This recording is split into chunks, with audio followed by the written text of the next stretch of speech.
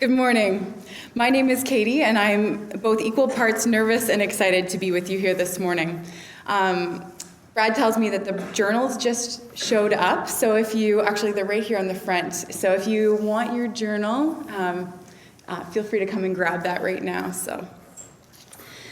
I was actually hoping that we would have the slides happening so that you would be staring at those rather than me, but we'll go on.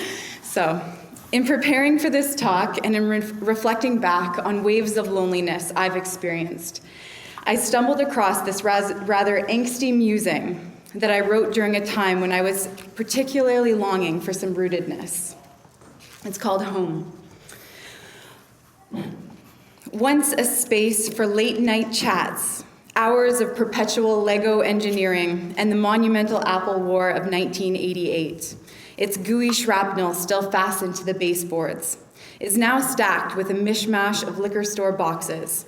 My bedroom, the pent room of sorts, and the only one in the A-frame house with a door lock, impervious to one and all, until the dreaded day when my older brother discovered a use of the bobby pin.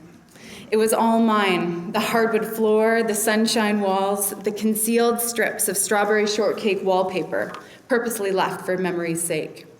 The walls of my adolescent moratorium were littered with posters, pictures, and Chinese hangings. These, along with a shriveled prom corsage, teacups, and mixed tapes, are now wrapped in yellowed newsprint, the meaningless mounds of a dutiful pack rat.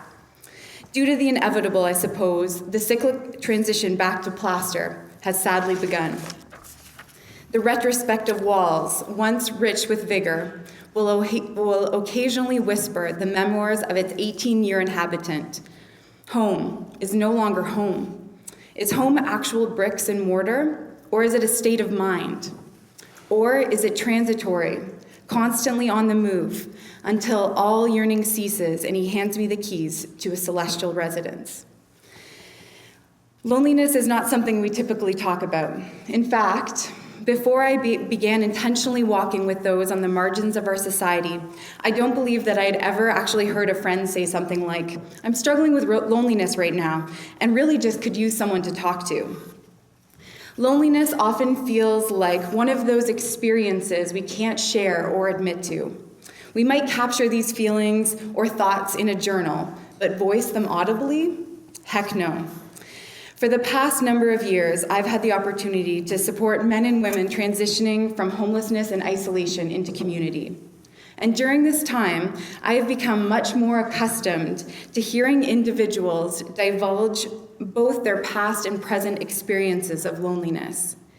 So many of the men and women that I journey with are able to express this human experience way more openly, perhaps due to the fact that the many losses they have faced have left them feeling a bit more raw. Whether we admit to it or not, the truth is that loneliness is a universal human experience, and we all deal with it at some point in our lives. It can look different and have different intensities from person to person, but one way or another, we all experience it. You can't judge loneliness by its cover either. It crosses lines of personality type. We might think that quiet people tend to be more lonely than the more outgoing, gregarious people, that introverts are more vulnerable to being lonely than extroverts, but I don't think that's actually true. We can't judge loneliness by the external. The quieter person who doesn't say much in group settings might have a strong sense of relational connectedness, whereas the life of the party girl who leaves everyone laughing might actually feel very empty and isolated at the end of the day, with a heart that is actually aching with loneliness. See, loneliness isn't the same thing as being alone. Being alone can often be refreshing, invigorating, and enjoyable. And being with people isn't always the cure for loneliness. Sometimes it can be just the opposite. For some that I walk with, feelings of isolation are sharpest during times that are in fact defined by togetherness, celebrations or holidays, for instance. Walk into a bustling shopping mall or a buzzing holiday party, and even within a crowd, or perhaps especially in a crowd, it's possible to feel unbearably alone. Throughout this series, we've been discussing the various forms of loneliness. But the one that I want to really examine this morning is rootlessness. Ronald Rolheiser, in his book, The Restless Heart, Finding Our Spiritual Home in Times of Loneliness, says that rootlessness is the loneliness that comes with leaving home, with forever losing loved ones, loved places, and loved things. To cure our rootlessness, we need to find a home. Finding a home is not, in the end, so much a question of finding a building, a city, a country, or a place where we feel we belong. That's part of it. More deeply, finding a home is a question of moral affinity, of finding another heart or a community of hearts wherein we feel at one, safe, warm, comfortable, able to be ourselves, secure enough to express both faith and affection. Rolheiser likens this to Adam's experience when he first saw Eve for the first time. In Genesis 1, as God created the heavens and the earth, after each creative act, God saw that it was good. In chapter 2, after creating man, God looks at everything he has created and calls it very good. But in chapter 2, verse 18, God sees the first thing in all creation that is not good. It is not good that man should be alone. I will make a companion for him, verse 18. To find a home is to feel what Adam felt upon seeing Eve. At last, bone from my bone, flesh from my flesh. I don't think that's so much an expression of sexual attraction as it is of moral comfort. What Adam sensed in Eve that he didn't sense in the rest of creation was a home. I don't know about you, but I can completely identify with this. I've spent a good chunk of my life wandering, looking for that home, just aching to find that person, that place, and that community where I can finally know and can exclaim, "Ah, at last, bone of my bone." My life's wandering started early.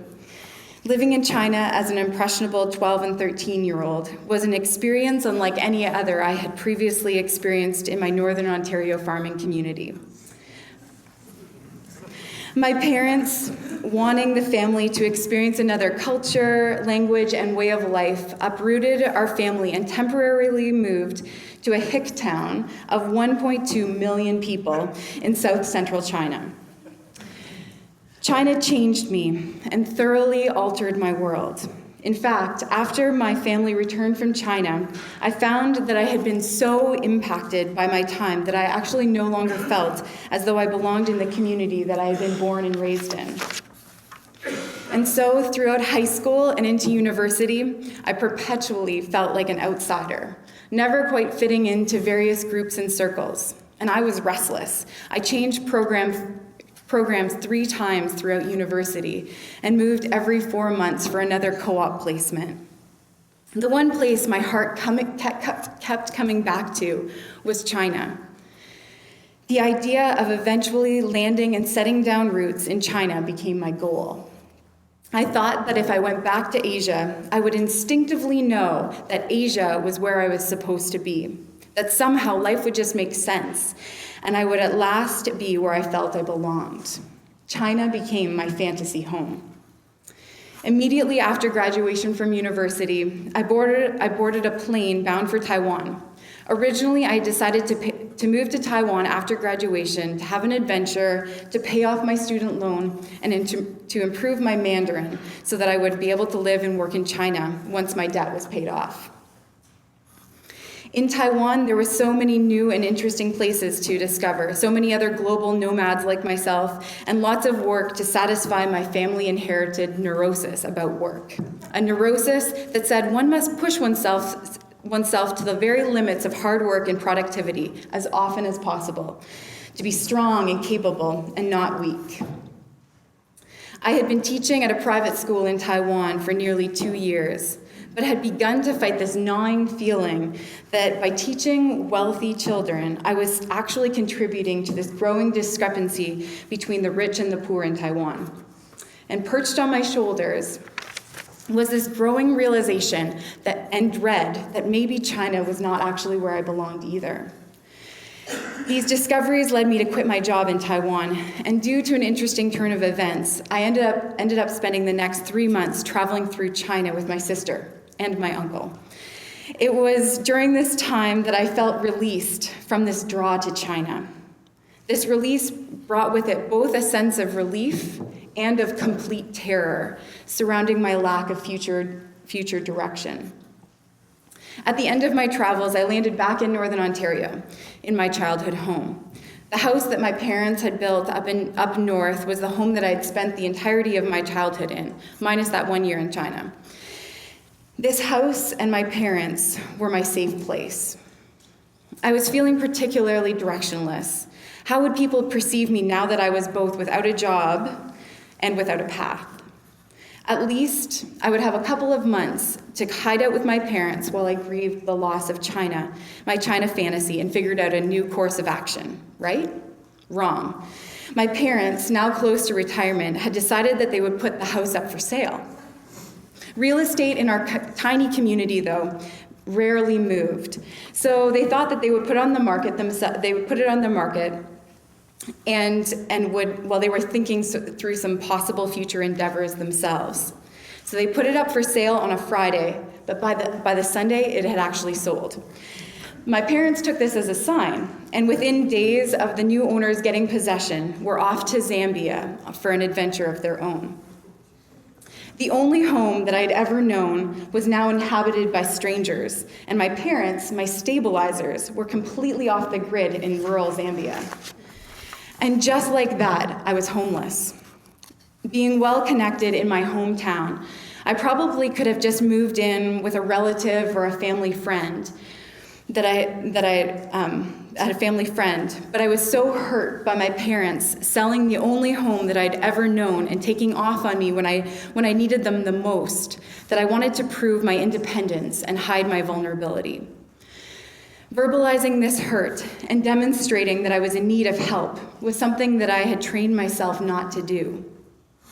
Opening up about my struggles of loneliness, rootlessness, and uncertainty required a level of vulnerability that actually went against the I am a rock philosophy that I had kept for a long time.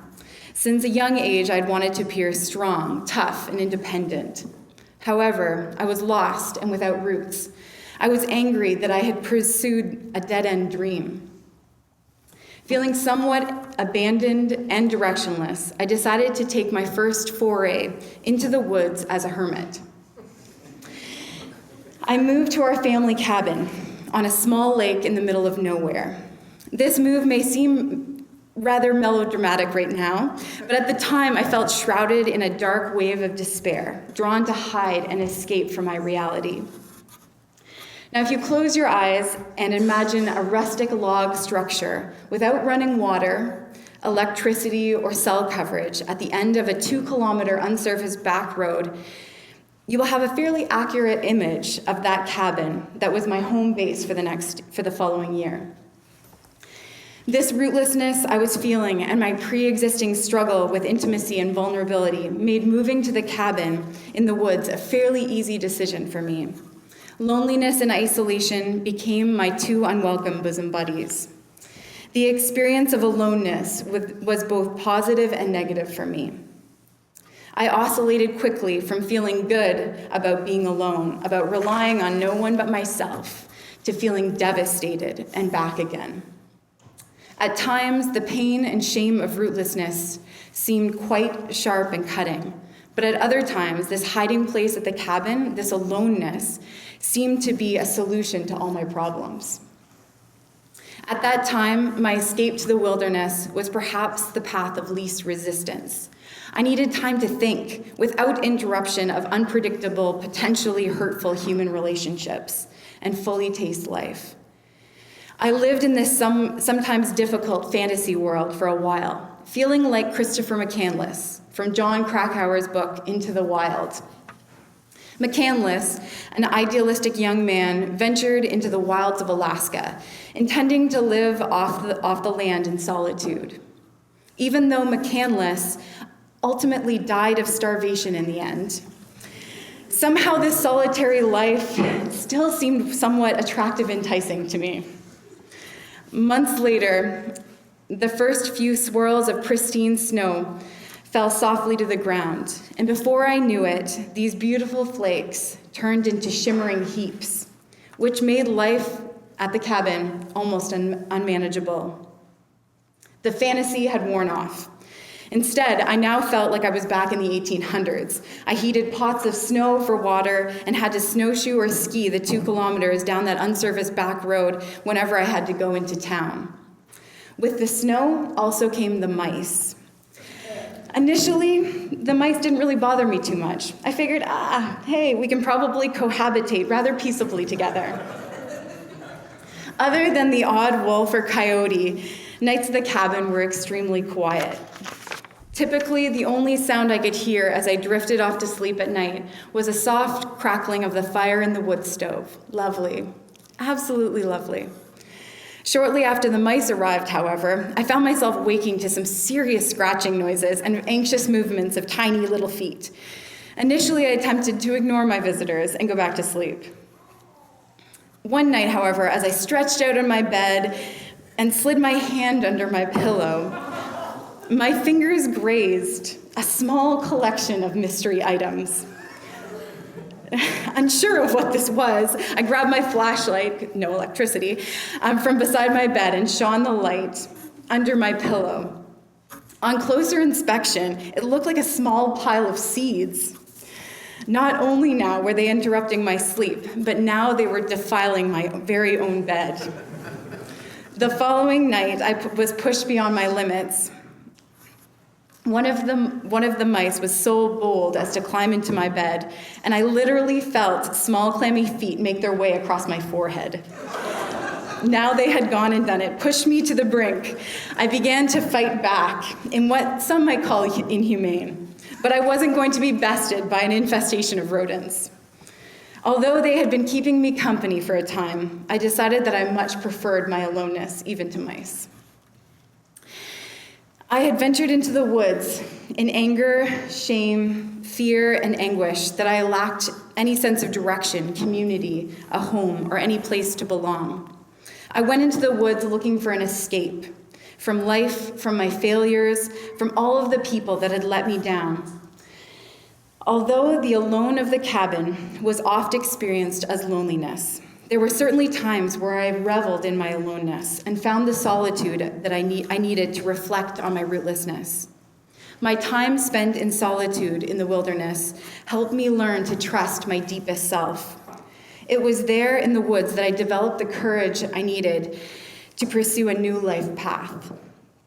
Amazingly enough, I walked out of the trees with a clearer sense of who I was and where I was headed.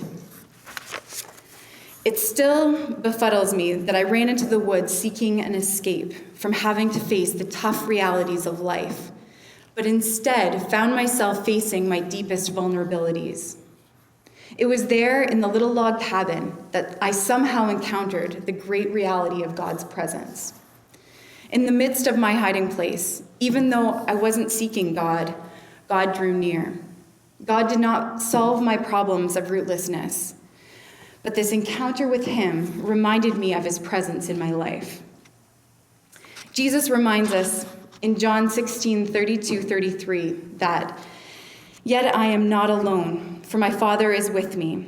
I have said these things to you, that in me you may have peace. In the world you will have tribulation, but take heart. I have overcome the world."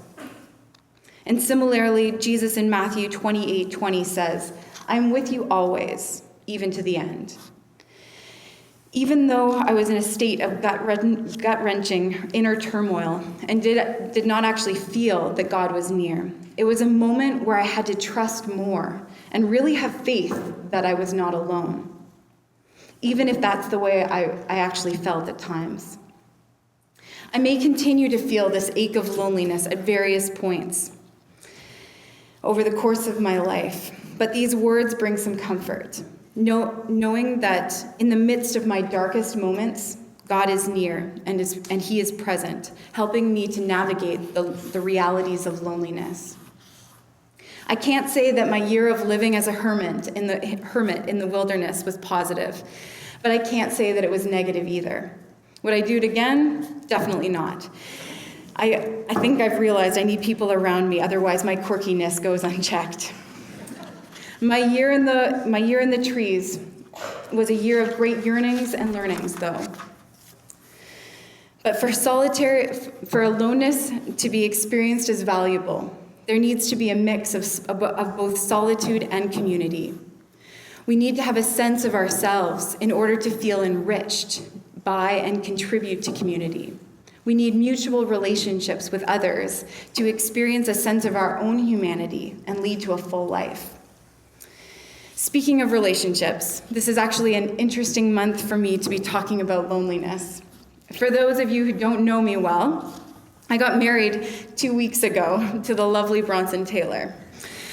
As Bronson can attest to, the idea at times of being rooted to a person in marriage scared the crap out of me. Although punctuated by periods of loneliness, singlehood had offered me lots of adventure and freedom. And I knew that I did not want to cash that in for what could be a partnership of frustration and misery. Could be. Not saying. My gypsy feet were aching to run from the unknown, from what might be hard, challenging, and hurtful. But my inner aching to be known and to know kept insisting that I would be missing out on so much goodness and growth if I indeed walked away from Bronson. Although I'm in a very different place than I was back during my year in the cabin, having found the one that my heart loves and loves mine in return, having found a safe community here at NEXUS to explore my faith and questions, and essentially some roots here in Kitchener, I know that feelings of loneliness may still surface from time to time. But when this happens, I hope that I have the strength and courage to experience loneliness fully, to look it in the eye and allow it to be my teacher. I want loneliness to teach me to pay attention to my relationships, perhaps as a signal that my social connections are somehow fraying and need some work.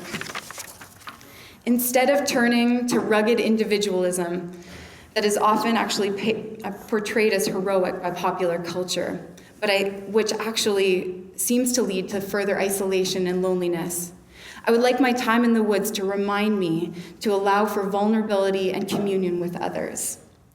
I hope that I continue to seek out and make intentional space for solitude in my journey, recognizing that choosing to experience my aloneness as solitude in turn allows me to respect others in their uniqueness and create community. Will we let our aloneness become desperation and loneliness, or will we let it lead us into peaceful solitude? In this vein, Irish poet and philosopher John O'Donohue comments on how essential community is to our sense of belonging. He states, "There is a huge abyss within every mind. When we belong, we have an outside mooring to prevent us from falling into ourselves." I hope that instead of hiding or losing ourselves in the abyss, it pushes us to delve deeper into the relationships and communities we've chosen to root ourselves in. That's it. Thank you.